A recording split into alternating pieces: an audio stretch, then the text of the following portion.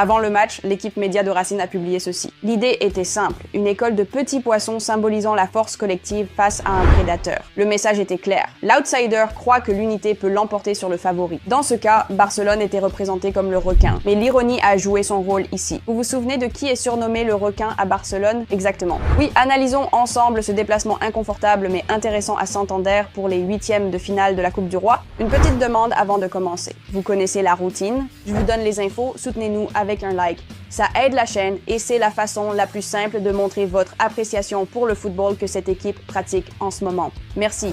Le contexte d'avant-match était intéressant. Les leaders de la Segunda accueillaient les leaders de la Liga. Au tour précédent, le Racing avait déjà éliminé l'une des équipes les plus fortes d'Espagne. Ils ont battu Villarreal 2-1.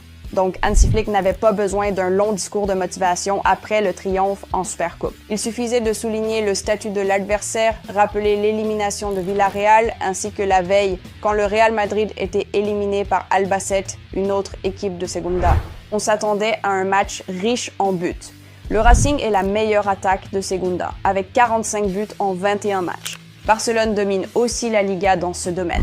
Avant le match, l'entraîneur du Racing, José Lopez, a affirmé que son équipe restait sereine. Il a déclaré « Dès que le ballon roule, les chances sont de 50-50 ». J'adore cette mentalité.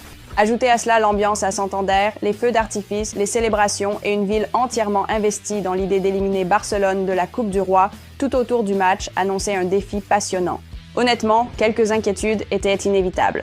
Après le triomphe à Jeddah, une légère baisse émotionnelle était possible. L'adversaire, fort et motivé, disputait probablement son plus grand match de la saison. À ce stade de la Coupe du Roi, les matchs se décident moins par la réputation que par l'intensité, la concentration et la résilience. Le Racing n'était pas une équipe que l'on pouvait battre uniquement sur la qualité. Flick l'avait bien compris. La rotation était possible, mais pas au détriment du contrôle. Pour Barcelone, chaque trophée compte et l'une des forces de cet effectif est qu'ils savent que la responsabilité est partagée, non déléguée. Cet état d'esprit s'est reflété dans la composition de l'équipe. Il n'y avait aucune raison de s'attendre à une équipe bis face au leader de la Segunda. Même au poste de gardien de but, Flick a pris une position ferme. Ce match est extrêmement important, donc nous avons besoin de Juan Garcia.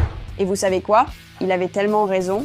Koundé a joué à droite avec Cubarsí et Martin dans l'axe et Balde à gauche. Aucune surprise. Eric a été mis au repos. Le milieu de terrain était intrigant.